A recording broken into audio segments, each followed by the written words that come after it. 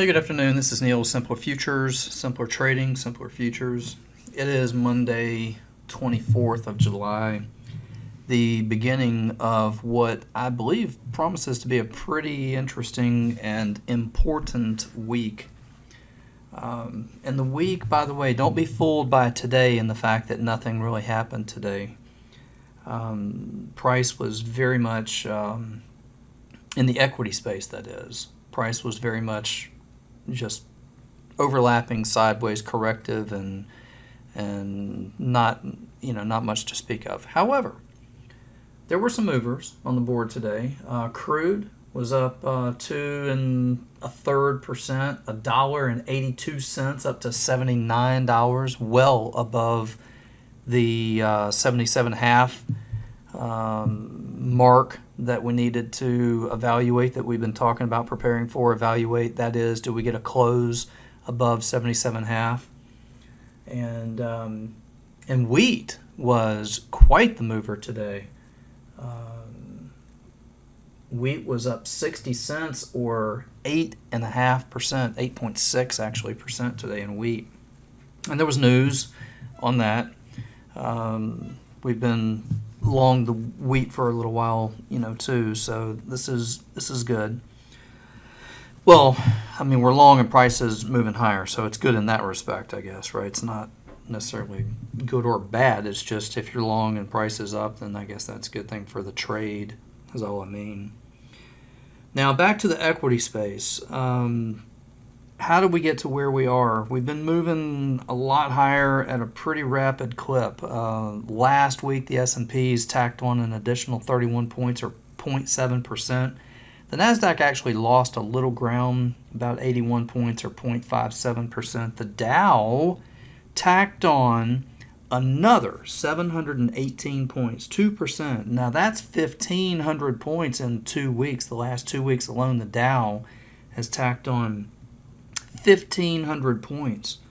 And the Russell, 29, up 29 last week, or 1.5%. The 10-year yield was up 0.5% last week, as a dollar index gained strength of 1.13% last week. Now, and here's where the NASDAQ had a little trouble. Tesla and Netflix, Taiwan Semiconductor, they kind of came in on some, on their report. I thought the report was decent, but the market, kind of called them back a bit. Tesla and Netflix lost some ground last week, as did Taiwan Semiconductor. Some other notables were Discover and American Express, kind of pulled back. Retail sales was nothing to jump up and down about. But that was last week, right? So this week is, I think, even honestly holds more potential in the way of importance and or volatility, potential for volatility. Today was absolutely nothing, as well should be, considering the fact that nothing really was reported today. No big earnings or anything like that. Now, tomorrow we get, after the bell, we get Microsoft and Google. And by the way, it's rare to see the market soft in front of those two names, Microsoft and Google. One would have to anticipate that they do report pretty well. Microsoft has been a scorching earth screamer of a stock as of late. Then Wednesday afternoon we get Meta, after an FOMC report, wherein right now the market has priced in 98.6% that it anticipates a 0.25% rate hike or adjustment on an uptick for the overnight Fed funds. And so two things about that. One, it's 98.5 actually percent priced in. So that's pretty much what we're going to get. But then two, if it's priced in, then you just get what's expected. So likely then the volatility is in the presser afterwards, most reasonably, okay? So midday Wednesday, we'll hear from Powell on the decision, and then the presser. The presser is where the volatility is. And then Facebook Meta reports after the bell. Then we move into Thursday, where we're going to get some more earnings, Visa, MasterCard, some other things. some auto manufacturers, Ford, General Motors, etc., some big energy companies, etc. Also, we get ECB and BOJ on Thursday. And then Friday, to round off the week, we get the PCE, and that's a, Fed, FOMC's, fan favorite of a watch list item, and we'll get that on Friday, so that matters.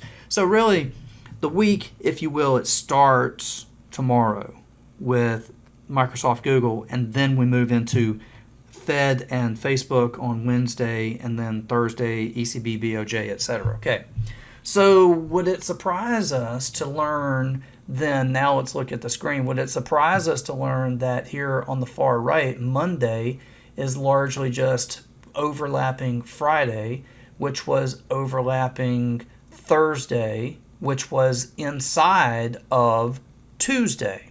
So basically all week last week, the big push was in Tuesday. The one outlier was Wednesday. Everything since Tuesday, it's just been overlapping and inside of what happened on Tuesday, the big move day on the week last week, Tuesday. So, and worse, even worse yet, Friday was actually an inside day inside of Thursday's range, meaning it had a lower high and a higher low. Now that's real balance, right? So that's what I'm saying basically, is that this is really just balance, right? It's just churning, overlapping sideways, mostly all around 70, call it 8, 77, 78 ES, 70, take your pick, 78, I guess, whatever. That was last week's point of control. That was last Friday's point of control. That was where most of the trade was done today. You can see uptick right there, crosses down, spins all morning there, some more up, back down, crosses, spins pretty much the day, rotating around last week's balance, last Friday's balance, and it's just balanced. That's what it is. It's balanced. And what that means is, hey, we're waiting for something, some more information, some new information. What you've got right now is not what we're waiting for, because it would move if it was, so it's not. So that means it's waiting for, well, it starts tomorrow. Microsoft, Google, Facebook, Visa, MasterCard, Ford, GM, Archer Daniels, Midland. I mean, the list is so long it's ridiculous to even try to quote it. It's the list of earnings is impressive. Coca-Cola, McDonald's. I mean, you just name it. It's happening this week. FOMC, ECB, BOJ, PCE. It's all here, and it starts tomorrow. That's what I'm getting at. So, big up or big down? Sure. I mean, take your pick. Are you kidding me? You want me to tell you that this thing's going higher or going lower? I mean, it's going to do something, obviously. If it moves higher, I think you target 46.33. And if it moves lower, we're going to target, let me get you, it's down 4,500 basically is what it is. Let me go get it.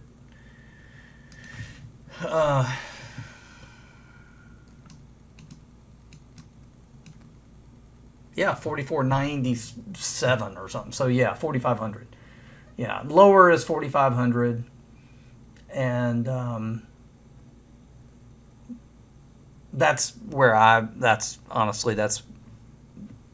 have it going. But I can't tell you that it's not going to the 46.30s. I can tell you why it would go there if it does. That's one of those end of quarter settle prices that we track. That's also H1 on the quants for the week. And then lower, the 4,500s, is these couple of tips, these highs back here. And it's also L1 on the quants. I think if you want to do conservatively, you wrap an iron condor around those two outer edges and you let the week play out. It is what it is.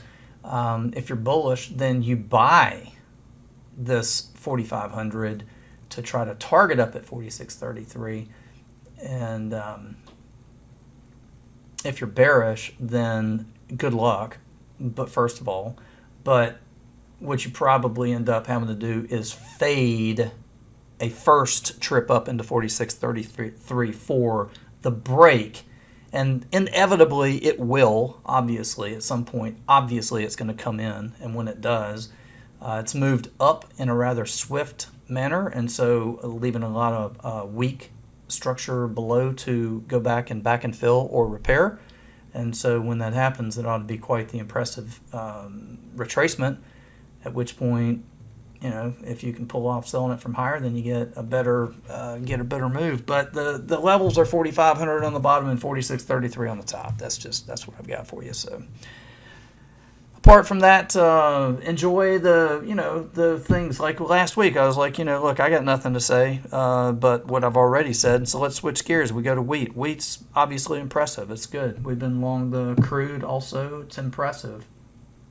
It's moving, frankly, right towards exactly what we've been looking for. Nat gas, I'm still in that one. That's not really exactly going my way yet, but everything else is, so I'll hold on to it and we'll see how it goes. That's what I got. So until I'm with you again midweek, do take care and good trading till then. Without simpler trading, I could not have financial independence. This is one of the best investments I ever made in my life. It's helping me find consistency. It's one of the things that won me